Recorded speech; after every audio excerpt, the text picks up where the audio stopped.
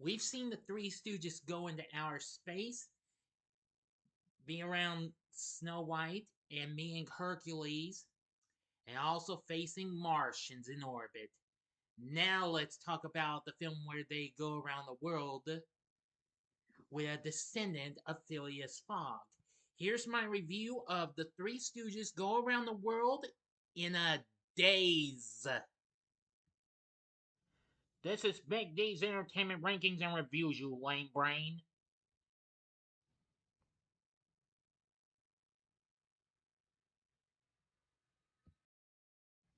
So, greetings, my fellow YouTubers, and welcome to Big D's Entertainment Rankings and Reviews.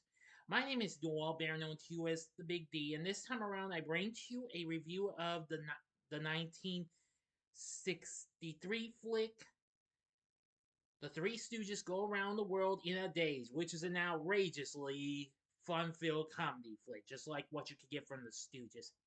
Released by Columbia and directed by Mo Howard of the Stooges' own son-in-law, Norman Maurer, the film loosely based on Jules Verne's classic story Around the World in 80 Days.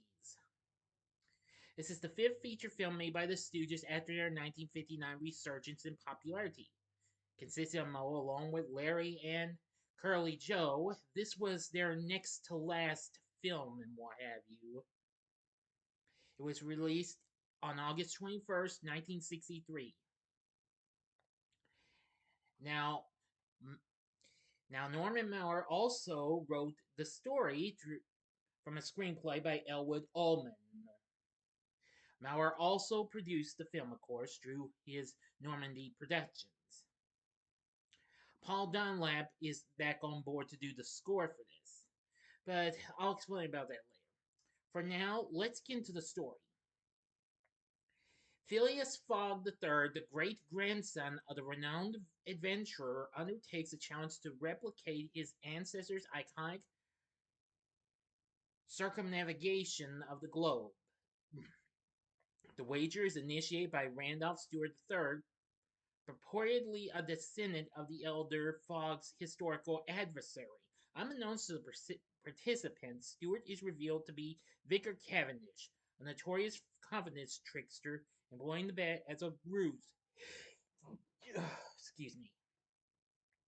A ruse to conceal his embezzlement from the Bank of England, intending to frame Fogg for the crime. Accompanying Cavendish is his cunning Cockney co-conspirator Filch. This venture poses considerable peril for Fogg and his entourage, consisting of the Stooges and the newly acquainted Amelia Carter, whom they rescue during a tumultuous train journey. And the narrative unfolds with diverse episodes. Some of these actually kind of do, which they kind of, in a way, factually resemble things that act out like some of the stuff you might remember from classic Stooges shorts. Yeah, they go to Turkey and then to India where they do a little something at the Maharaja's palace. Now, this that's one of my favorite parts is what have you was when the Stooges go into the skies after they break out of the kind of the dungeon thing down there, and well they manage to try to get away from the Maharaja, and well Curly Joe's dressed up as well with these very thick glasses, and why he's not he's around with most like Maha and Curly Joe's like, It's like, Raja! See, that is classic and what have you.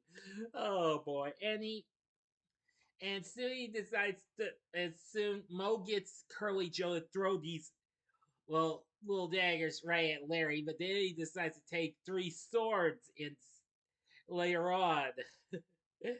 Oh, that's right. Then they go to China, San Francisco, where they eventually face off well, run into a sumo wrestler, which of course, well, this happened when they had to get out of the dungeon in India. Larry starts playing Pop Goes the Weasel, and henceforth, Curly Joe goes into this little bit of rage. Like, if you remember the Stooges' second short, Punch Drunks, which, well, whenever How Goes the Weasel play, Curly had got to do, yeah. But anyway, and then soon they would eventually get back to England. But that's all the story I want to get into you because I'm not going to give you the ending and what have you because I don't think a lot of you would have seen this film and what have you. So I'm not going to take a chance to tell you how that turned out in the end and what have you. But anyway, from what I've seen of the Three Stooges go around the world in a days, I thought the film was absolutely hysterical. A lot of the scenes cracked me up, especially the bits when Curly Joe's go crazy when of course Larry plays like what Mo calls that Weasel song. But anyway, Curly Joe referred to it as the Weasel song as well. Oh boy. Anyway, this film made a million at the box office. I'm just gonna say this was just so absolutely really fun. I can tell you a little more about this. Now, according to this, the Stooges brought back their famous Maharaja routine here for the third time, which was originally showcased in their 1941 short Time Out for Rhythm, which I do remember that, and later reused it in their 1946 short Three Little Pirates. Now, of course, I've already mentioned the Punch Drunks bit, which, of course, that was from 1934. Now, according to IMDb, regarding the eye pokes, yeah, they in when they get arrested in China, they eventually come across these three lookalikes and what have you. And one of them did the eye poke, and Mo says, "We don't do that anymore." Yeah. Well, this comes from an agreement that where Mo and Larry made with Curly Joe at the beginning of the full length movie series. And the agreement was that the eye poke would no longer be used by the group any longer due, well, as I've said, due to the resurgence of the popularity of the comedy trio, especially with kids seeing the shorts during afternoon children's programming. Well, Curly Joe was concerned that kids would imitate that and not do it correctly, thus causing real damage to the eyes. So Mo and Larry agreed with him. The eye poke was retired from the act, making this scene a rarity in the later Stooge years. But that's understandable. I am going to say this film was just a real comedy blast. Um, let's see. There were some other funny moments in this film. Where they were stowaways on the on this here boat to Turkey, and they wanted to give Phileas some food and what have you, so they managed to get a big ham and what have you. Boy, that was really something, and that was funny. Let's see, what else did that happen? Oh yeah, and they stowed away on this moving van that unfortunately once they were in trying to leave California, it was headed up to Canada. And apparently, Curly Joe's fixed up a meal in, on the stove in there. I mean, that's something you don't see every day. Oh boy. But nevertheless, I found the Three Stooges Go Around the World in a Daze to be one of the most hysterical films they've made. I mean, as much as I like the Three Stooges meet Hercules or even have Rocket Will Travel, this one really took the cake. Or should I say, the pie? Because they tried to get a pie for dessert for Phileas on that boat to Turkey and they blew it. Oh my gosh. This film's outrageously hysterical. I definitely would recommend this film and what have you. Anyway, our cast is really good. The Stooges, of course, definitely they're at one of their greats and what have you. I mean, if you watch this, you'll feel like you're watching those three short subjects I mentioned just a little while ago all over again, but except with a different Stooge, though. Know what I'm saying? Now, playing Phileas Fogg III is Jay Sheffield. Well, I thought was pretty good and what have you. He has a now he was well known for appearing in well he got to be well known to be appearing in. Let's see. He appeared on My Favorite Martian, as well as the television series of Tammy, and also Hogan's Heroes. So he was pretty good. Playing Amelia Carter was Joan Freeman, who apparently has appeared in some films. Let's see. I thought that's who that was. She actually recently, she would later go on to play Mrs. Jarvis in Friday the 13th, the final chapter. She also played the character of Ellie Jackson in the 1967 Don Knotts flick, The Reluctant Astronaut. I have yet to see that, but I need to see that. I need to see more of his movies. Let's see. Walter Burke played Filch, and Pierre Forster played Cavendish. Vickers Cavendish, that is. Oh yeah, and there's many others and what have you. I am gonna say it was really, really fun.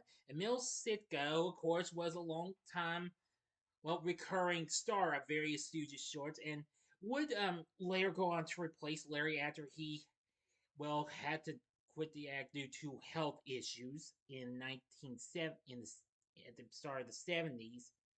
Played a butler at the Reformers Club. Yes, and it was just a little smaller, unlike his bigger appearance in the Stooges' previous film, The Three Stooges in Orbit. But overall, The Three Stooges Go Around the World in a Daze is an absolutely hysterical, well, well, maybe not a road trip, but how should I say this? A globe-trotting, a hysterical globe-trotting experience. Again, I would definitely recommend you watch this film. I mean, if you're a Stooges fan, if you like stuff like that, then this is right up your alley. The full movie is currently available on YouTube at the Three Stooges Plus YouTube channel.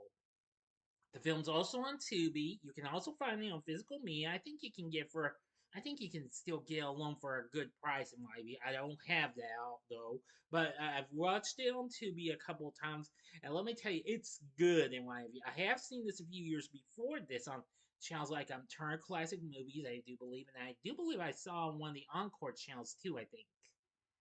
But anyway, the Three Stooges Go Around the World in a Days, that's definitely one of the most funniest I've seen them in. But you'll have to take my word for it. But it's hysterical and what have you. So I would definitely recommend it to you. So, what did you think of the Three Stooges Go Around the World in a Daze? Let me know in the comments section below. If you like this video, consider clicking the like button, subscribe, and be a part of the Big D Nation. And join me next time when I bring to you a review of the Stooges' last film, The Outlaws is Coming. And if you like this, check out my reviews for these other three Stooges films that they did for Columbia. Their other three films. The upper left hand corner is my review of Have Rocket Will Travel. The upper right hand corner is my review of the Three Stooges Meet Hercules. And the bottom left hand corner is my review of the Three Stooges in Orbit. And the bottom right hand corner is the button you can click to subscribe if you like rankings and reviews on movies, TV, music, video games, etc. Then I'm your guy. Thanks for watching. Until next time, I'm the Big D saying, see ya.